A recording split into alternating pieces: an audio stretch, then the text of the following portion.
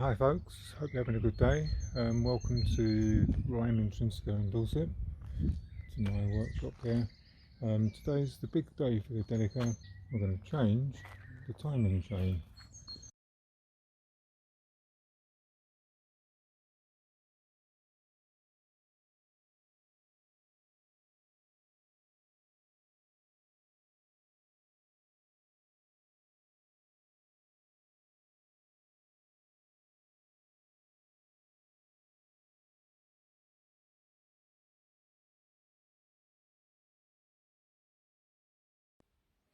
So this is the bracket. It's made of 2mm plate steel, nothing fancy. So as you can see, I cut this line here with an angle grinder, cut off wheel, and whoops, and down there. So I cut a T out and then bent it approximately there, and then bolted it in and bent it gradually with various tools in order to get that shape. So this is slightly circular there and there to wrap around the cam and hold the chain in. So the bracket fits on these bolts here on the cam pillar there, like that. So I'm under these two bolts, these here, remove those, that, put the bracket in and then bolt it up. The bolts are an 8mm clearance. I folded them out a bit to make it a bit easier to fit. It's a 12mm socket, I think. There's a 12mm socket with an 8mm hole clearance. Once it's bolted up tight, the edges here and here need to go up flush against the chain, and I found this works quite well just by putting adjustable spanner in there and, and bending it round like that, and that presses it hard against the chain. Try and do that the other side. The plates, or the fingers or whatever you call them here, are pressing hard against the chain to stop it coming off the cam. That's the plan. And this might be a bit difficult to see at this point here.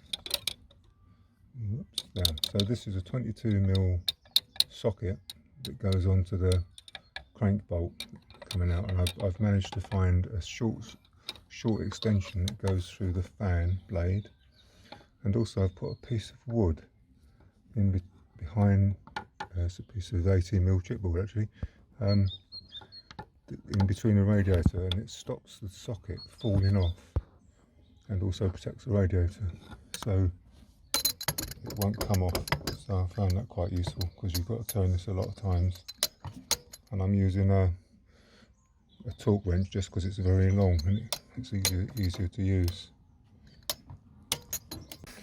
The next important job is to get the engine at top dead centre, just in case, and then mark stuff up so if anything goes wrong at least you know where it is.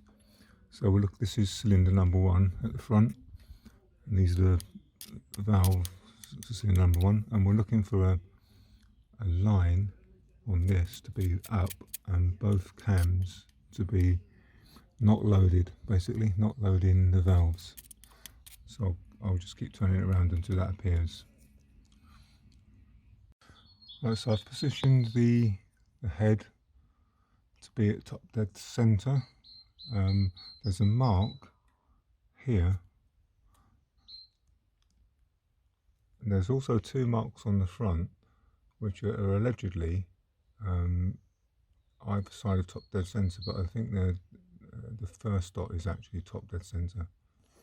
And on mine, the top dead centre on the pulley down here has slipped forward. The rubber connection is broken. See if I can find this. Okay, hang on. So I've marked new top dead centre. Oh, okay, there it is. Right, so marks as our different one. The actual physical indentation on the crank pulley is slightly further around. There it is. That's the real mark, but it's slipped round. It's about 90 degrees further forward. But I'm fairly happy that we're at the real top dead centre. And bear in mind that the crank goes round once, but the cam goes round twice. So you could be 108 degrees out. So it's important to get that approximately good. This is an extra check to make sure that the cam is in at top dead centre. You should be able to slide a thin piece of steel, about 10 thou, something like that, underneath, completely clear of that lobe and that lobe. So there it is. So they're not touching. So the cylinder number 1 is on top dead centre, both valves closed. Next job is to remove the timing chain tensioner, and there's 2 bolts on the side here, and they're both 12mm. The timing chain tensioner goes inside here, down in there, and pushes against a tensioner bar which rests on the chain. And this is sprung loaded, and also it's got a lot of oil in it when you take it out, so be careful with that.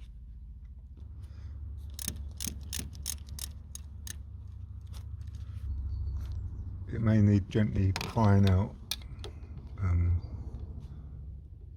be careful, there's a gasket under it as well, so try and save that. But I've had this out before, so it's come out fairly easy. There it is there.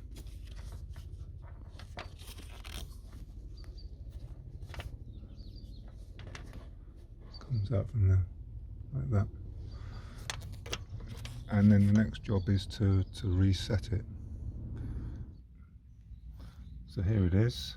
It's you basically it's sprung loaded out in this direction, and you need to reset it down. So you push. I can't do it with one hand, but you push that down and push it in at the same time. I'll be able to do it. So take the slack off of that, and then push this little bar down, the ratchet bit, and push it right down. And when you get to the end, you have to hook this hook here, that one, onto that bar there. I'll just do that. You'll be able to see now that I've pushed it in, and I've moved this hook round and clipped it over there. And when you put it back in the engine, you can either release it yourself, or I think that the chain itself pushes that back and then it springs out. So I've just ground this link off with this.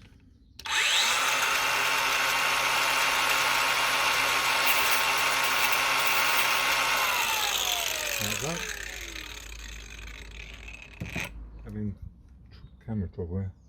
So this is the link that came off there, and I've got a magnet to catch the bits. I've got rags in the holes to stop this. So now there's this link behind that should come out, so I'll get the magnet ready for that. I'm not sure if I said this earlier, but I've not done this before, so it's quite a bit nerve-wracking. We'll see how it goes. So this is the rear link, main split link coming off. Get the magnet ready. So that's that. And there's also a link in the middle, which you've got to be careful of, I noticed. That's on the magnet. I'll move that away. And in the middle there's a spare link. I think that one there comes out. There it is. Like that. Okay, I've fitted the link to the old chain. So this is the new chain. Can you see that? Yeah, the new chain, and the front of the closed end of the link has to follow the direction of the chain, and this the cam's going anti-clockwise, so it should go that way round. So this is putting the link on, hopefully.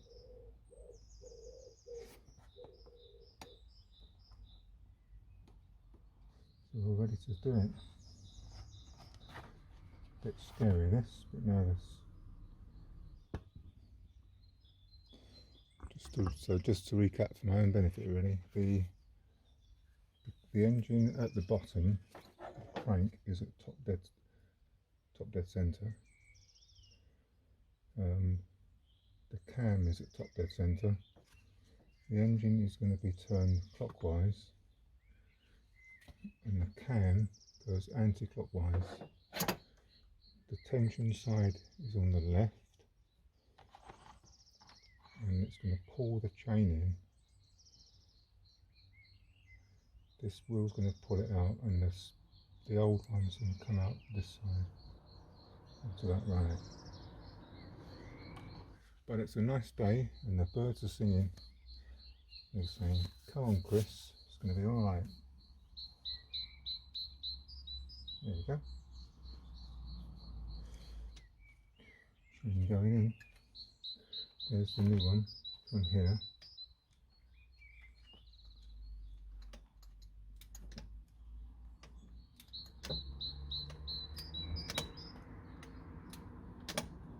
There it goes.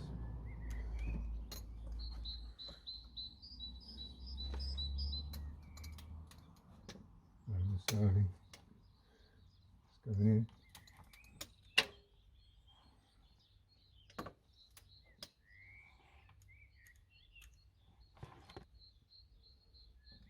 I think I heard it slip a gear. I'm not sure about that, so I'm going to wind it back.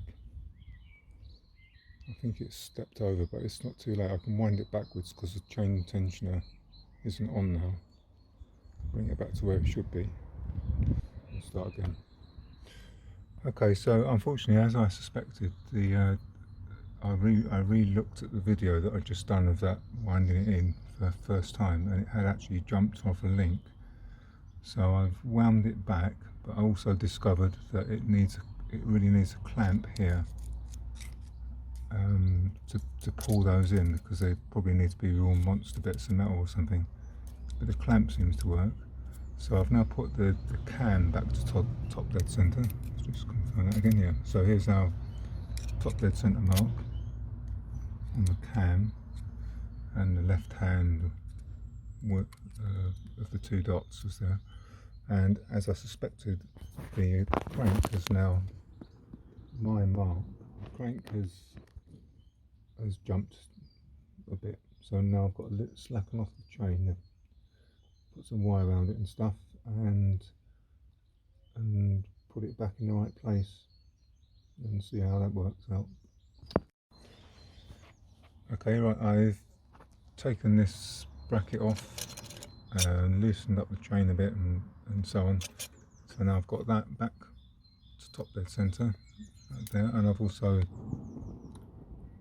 okay, there's the crank, my mark on the crank, and the mark on the frame showing they're lined up again. So the crank's lined up, and so is this. This is how it was when I cut it open. This is the link that replaces it. So I'll bolt it all up, put the clamp back on, and try again. So we go again, second time. Okay.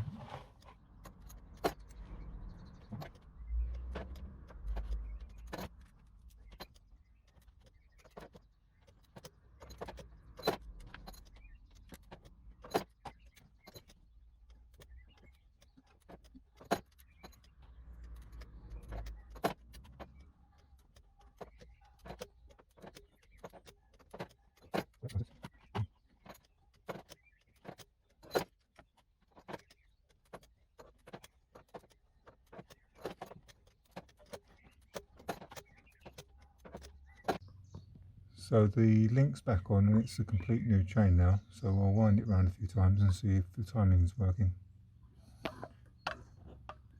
Okay, looking promising. I've turned the cam round 3 times, which means, because it's 2 to 1 on the engine crank, that's 6 times that, and every second time it lined up.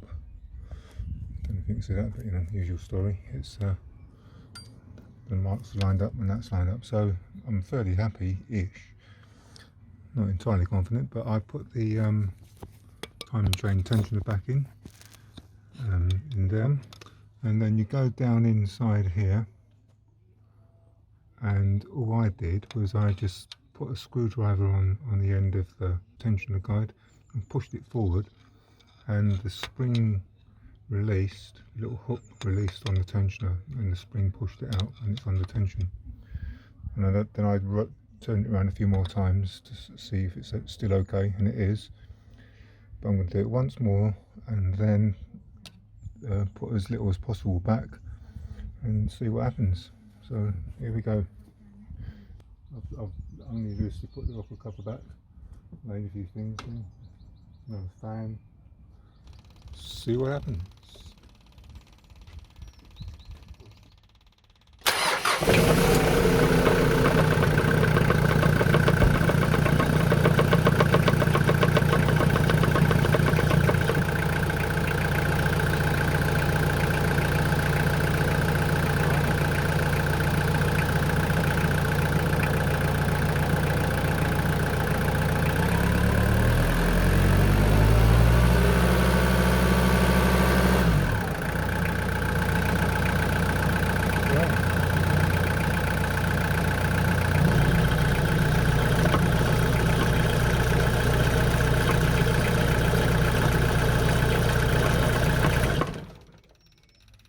Well, there you go.